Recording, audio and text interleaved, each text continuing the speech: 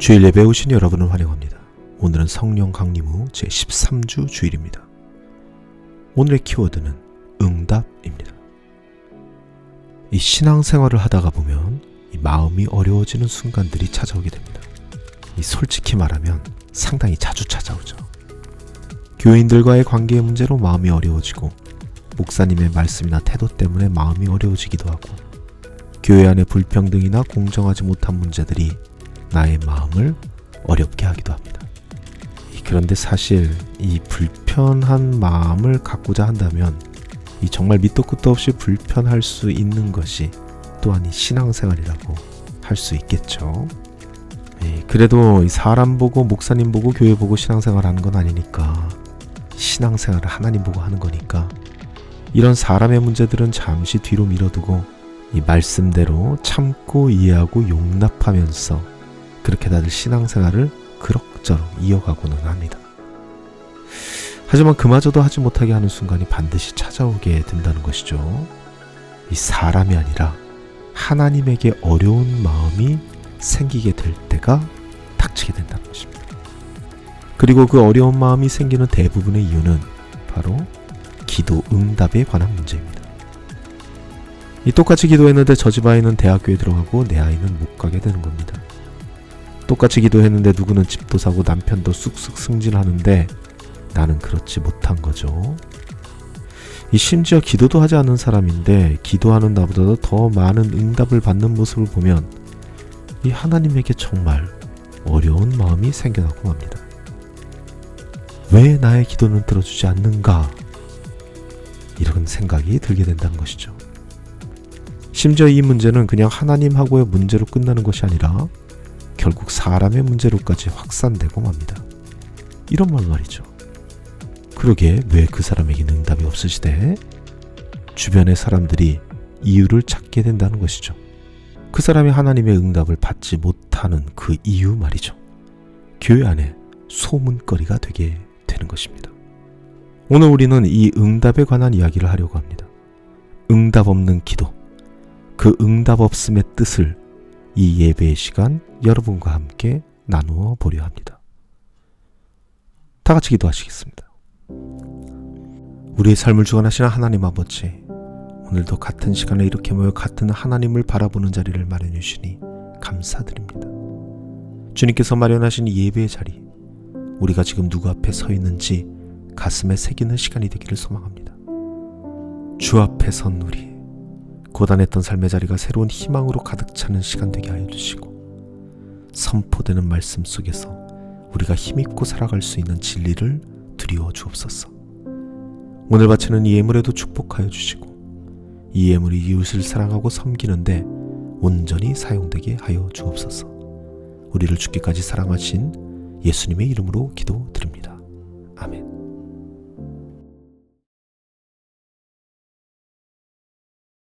여러분들께서도 잘 아시다시피 이 올해 들어 저희 교회의 페르시가 재조정 진행 중에 있습니다. 그런데 이번 주에 이 스테이셔닝 시트가 나왔는데 또 저희 한국인 사역자들이 누락이 되어 버렸더라는 것이죠. 그래서 슈퍼인텐던트를 만나러 헤드오피스를 들락날락하면서 또 언제나 그렇듯이 이리로 가라 저리로 가라 조리돌림을 당하고 있는데, 그 와중에 정말 우연치 않게 만나고자 했던 슈퍼인텐던트가 아니라 그만 제너럴 세크리터리를 맞닥뜨리게 되는 그런 행운을 얻게 되었는데요. 물론 이분도 만만치 않은 분이죠.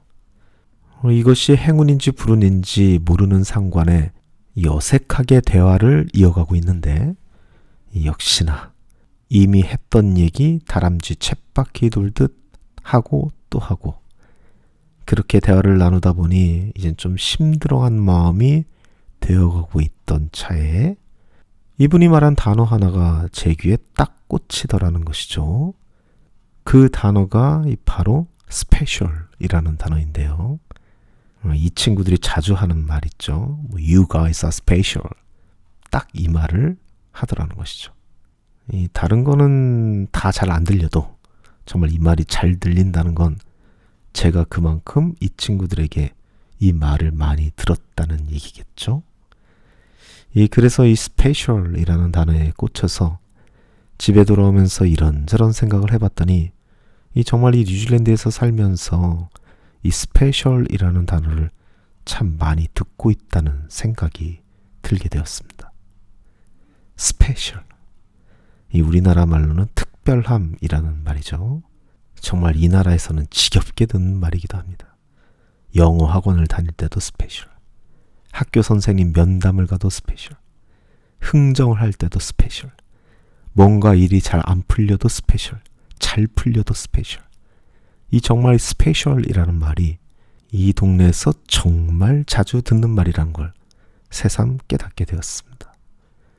물론 저는 영어권에서 자라나지도 않았고 영어 실력도 이 네이티브들에게는 뭐 그냥 귀여운 수준이기 때문에 이 분야에 대해서 제가 자신 있게 말할 수는 없지만 정말 하나 확실한 건 분명히 한국에서보다 이건 뉴질랜드에서 특별하다는 말이 훨씬 자주 쓰인다는 겁니다.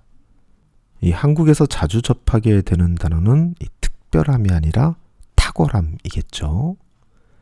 특별하다는 말이 아니라 잘한다 아니면 못한다 이런 말을 더 많이 듣고 자라온 것이 바로 한국이니까요. 물론 이 친구들이 탁월하다는 말도 자주 합니다. 흔히 듣게 되는 게 brilliant라는 단어인데 이 말 사실 꽤나 자주 듣지만 제 생각에는 보통 감탄사 정도로 들어온 말이죠. 사실 제가 느끼기에 이 한국에서 말하는 탁월함과 딱 매치가 되는 단어는 오히려 outstanding이 더 맞다고 생각하는데 이 단어는 이 자동차 브로셔나 아이들 학교에서 오는 메일에서 자주 봤던 기억이 납니다. 하지만 그래도 당연히 스페셜이라는 단어가 저에겐 더 많이 들려온 단어입니다. 한국에 비해서 말이죠. 물론 이 모든 생각이 저의 짧은 영어의 짧은 소견에 불과할 수 있습니다. 하지만 한 가지는 확실하죠. 특별하다는 말은 분명 이건 뉴질랜드에서 더 자주 듣는 말입니다. 한국에서보다 말이죠. 아마 그 제너럴 세크리터리가 한국의 교단 총무였다면은 과연 제가 그런 사람에게 특별하다는 말을 들었을까? 아마 그럴 리는 없을 겁니다.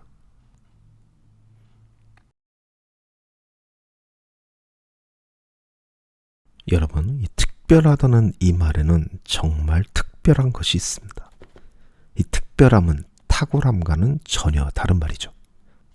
특별함이라는 말이 뭔가 나의 정체성과 관련된 이야기라고 생각되는 것에 반해 탁월함이라는 말은 뭔가 나의 능력과 관련돼 있는 말이죠. 그래서 누군가가 나를 탁월하다고 말하면 기분은 좋지만 그 사람이 보는 건 나의 능력입니다. 나의 능력을 가지고 나라는 사람을 저울질하고 있구나 라는 생각을 갖게 됩니다. 하지만 특별하다는 말은 다르죠. 특별하다는 말은 나의 능력과는 전혀 상관없는 말입니다. 그냥 내가 특별한 겁니다. 그래서 특별함이라는 말에는 능력이 아닌 뭔가 은혜 같은 무엇이 들어있습니다. 값 없이 숫자 없이 능력치와 상관없이 그냥 나를 아주 특별한 존재로 스페셜한 존재로 봐준다는 그런 내 능력이 아닌 내 자체를 봐준다는 그런 뉘앙스가 들어있죠. 그래서 이런 차원에서 만일 나를 탁월하게 봐주는 사람이 있고 나를 특별하게 봐주는 사람, 이 두 사람 중에 누구를 선택하겠느냐? 이 둘 중에 하나만 선택해야 한다면 저는 그 특별함을 선택할 겁니다. 그 특별함에는 쟤는 저울질이 없고 나에게 숫자를 매긴 꼬리표도 붙지 않기 때문입니다. 그리고 그 특별함이 가장 강하게 지배하고 있는 곳이 바로 가정입니다. 아버지와 아들, 어머니와 딸, 그리고 남편과 아내가 그 특별함으로 연결되어 한 지붕 아래 함께 살아가고 있는 사람들. 바로 그 가정 말이죠. 아버지라면 그 사랑하는 자녀들을 특별함으로 바라보지 탁월함으로 바라보지 않습니다. 남편이라면 그 사랑하는 아내를 특별함으로 대하지 탁월함으로 대하지 않습니다. 만일 한 가정의 아버지가 그 자녀를 공부 잘하는 것으로 사랑하고 아내가 남편을 돈으로 얼마나 벌어오는가로 사랑하고 밥을 얼마나 맛있게 하나로 아내를 사랑하는 남편이 있다면 그 부부가 제대로 된 부부일 리가 없습니다. 그 부모가 제대로 된 부모일 리가 없죠. 바른 부모라면은 탁월함으로 아이를 대하지 않습니다. 공부를 잘하건 운동을 잘하건 피아노를 잘 치건 바른 부모에게 그런 거는 그저 옵션일 뿐이죠. 그들에게는 다른 중요한 것이 있기 때문이다. 바로 특별함이죠. 그 특별함으로 아이를 바라보고 그 특별함으로 배우자를 대합니다. 그렇기 때문에 어떤 아이에겐 먹는 것이 탐욕일 수 있고 어떤 아이에겐 먹는 것이 생존일 수 있다는 것을 알고 있습니다. 어떤 아이에겐 성취가 동기를 유발할 수 있고 어떤 아이에게는 성취가 교만하게 만들 수 있다는 것을 알고 있습니다. 각자의 특별함을 알고 있기 때문입니다. 그렇기 때문에 한 아이를 양육함에 있어 굴비 엮어놓듯이 다 똑같이 줄줄이 묶어놓고 누가 먼저니 누가 나중이니 그렇게 하지 않습니다. 그들의 특별함, 다른 말로는 그들의 다양성을 바라보고 그에 맞게 양육하고 키워냅니다. 이것이 바로 바른 부모의 모습이요 역할입니다. 하나님은 바른 부모이십니다. 바른 부모 중에 가장 바른 부모죠. 우리 하나하나를 탁월함으로 바라보지 않고 특별함으로 바라보십니다. 그러므로 그 특별함으로 우리를 양육합니다. 그러므로 하나님께 누가 먼저고 누가 나중인가는 전혀 고려 대상이 아닙니다. 그래서 예수님께서도 이렇게 말씀하시는 겁니다. 이와 같이 꼴찌들이 첫째가 되고 첫째들이 꼴찌가 될 것이다. 이 말은 단순히 역전시키겠다라는 뜻, 그 이상의 뜻을 가지고 있습니다. 너희들이 줄 세운 그 순서와 나는 상관이 없다는 선언입니다. 그래서 이 포도원 품꾼의 비유 말미에 이 말씀을 하신 것이죠. 그리고 이렇게 특별함으로 우리를 양육하시는 겁니다. 그렇게 우리를 성장시키는 겁니다. 그러니 똑같은 기도도 다 똑같은 응답이 있을 수 없는 겁니다. 똑같이 초콜릿을 달라고 해도 어떤 아이에겐 그게 욕심이 될 수 있고 어떤 아이에겐 그것이 생존이 될 수 있습니다. 그래서 야고보도 이렇게 말하고 있는 것이죠. 구하여도 얻지 못하는 것은 자기가 쾌락을 누리는 데다가 쓰려고 잘못 구하기 때문입니다. 종의 영을 가진 사람들은 이것을 인정하지 못합니다. 주인이 종을 키우지는 않으니까요. 주인이 종을 양육하지는 않으니까요. 하지만 아들의 영을 가진 사람들은 이것을 인정할 수밖에 없습니다. 왜냐하면 부모는 자녀를 키우는 사람이기에 부모의 거절은 그 부모의 양육의 한 부분이라는 것을 알고 있기 때문입니다.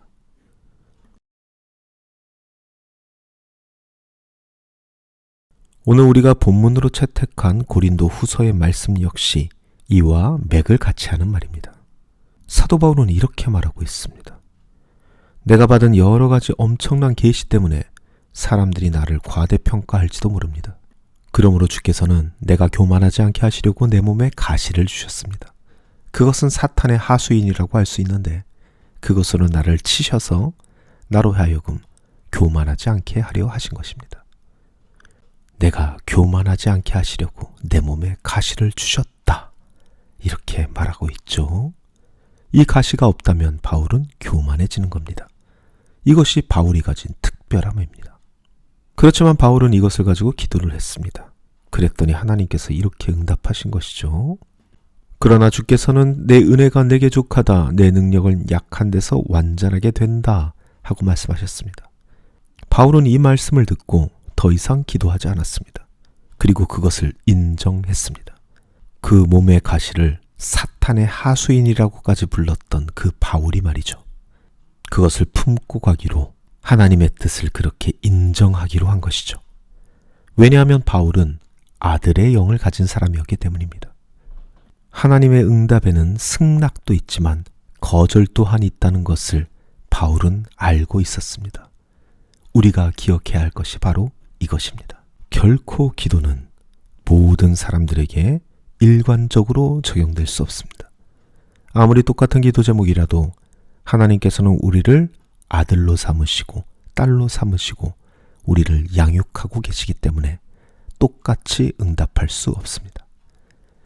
기도를 성취의 도구로 보는 사람들이 있습니다. 그 사람들은 종의 영을 가진 사람들입니다. 종이 주인에게 원하는 것이 바로 성취 아니겠습니까? 하지만 기도를 하나님과의 관계의 도구로 여기는 사람들이 있습니다. 그 사람들이 바로 아들의 영을 가진 사람들이죠. 아들에게 있어 기도는 무언가를 성취해내려는 도구가 아닙니다. 아들에게 있어 기도는 하나님을 알게 되고 나를 알게 되는, 즉 성장의 도구로서 이 기도를 활용하고 있는 것이죠. 이들이 바로 아들의 영을 가지고 있는 사람들입니다. 그러므로 기도를 하다가 보면은 하나님께 마음이 상할 때가 있습니다. 그 관계가 어려워질 때가 있습니다. 마치 우리가 우리의 육신의 부모에게 마음이 어려워질 때처럼 말이죠. 우리는 우리 육신의 부모에게 칭찬을 받을 때도 있지만 상처를 입을 때도 있습니다. 왜냐하면 이것이 인격적인 관계이기 때문입니다. 이것이 계약 관계라면 그렇게 상처 입을 일도 없겠죠. 왜냐하면 그 계약이 파기되고 떠나면 그만이니까요. 그러므로 여러분, 하나님과 인격적인 관계를 맺고 살아간다는 것은 그 마음의 어려움을 감수하면서 살아가는 것입니다. 그렇게 하나님을 알아가고 하나님을 이해하게 되고 그렇게 나의 진정한 모습을 알아가게 되고 결국 나라는 존재가 무엇인지 깨닫게 되는 것이죠. 그러니까 하나님과 그 마음이 불편해지는 것을 너무 두려워하지 마시고 비온 뒤에 땅이 굳어지듯이 그렇게 하나님과 옥신각신하면서 그렇게 기도를 하면서 그렇게 하나님과 다져지는 관계를 맺어갈 수 있는 우리 모든 지체들이 되시기를 간절히 소망합니다. 말씀을 정리합니다. 우리는 왜 나의 기도는 응답받지 못하는가 하는 억울함 속에서 하나님께 마음이 상하곤 합니다. 그러나 오늘 말씀을 통해 우리는 깨닫습니다. 그것은 응답이 없는 것이 아니라 우리가 이해하지 못하는 방식으로 응답하고 계신 것일 수 있습니다. 우리는 점검해야 합니다. 종의 영을 가지고 하나님께 나아가 탁월함을 증명받고 그에 대한 성취를 요구하고 있지는 않았는지. 우리가 품어야 할 것은 아들의 영입니다. 하나님께서 우리를 특별함으로 대하시며 우리의 성장을 위해 때로는 거절이라는 방식으로 응답하시는 진짜 우리를 사랑하시는 아버지. 그 아버지의 아들이 되어야 할 것입니다. 바울은 결국 그 육체의 가시가 제거되는 그러한 응답을 받지 못했습니다.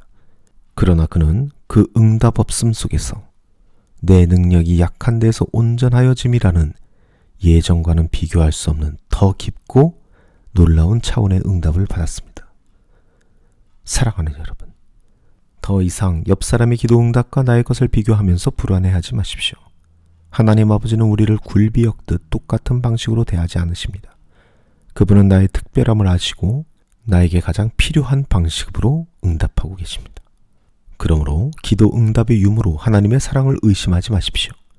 오히려 그 응답의 방식을 통해 나를 향한 하나님의 특별한 사랑과 양육의 계획을 발견하십시오. 기도라는 인격적인 관계의 씨름 속에서 응답보다 더 크신 하나님 아버지를 만나고 그분과 더 깊이 동행하는 것이야말로 우리가 받을 수 있는 최고의 응답입니다. 이 진리 안에서 참된 평안을 누리시는 저와 여러분이 되시기를 주님의 이름으로 간절히 축원합니다. 아버지 하나님, 종의 마음으로 주님의 응답을 재단하던 저희들을 용서하여 주옵소서. 이제 아들의 영으로 주님의 거절마저 가장 좋은 양육임을 신뢰하게 하여 주옵소서. 응답 너머에 계신 아버지의 마음을 알게 하시고 그 사랑 안에서 참된 평안을 누리게 하여 주옵소서.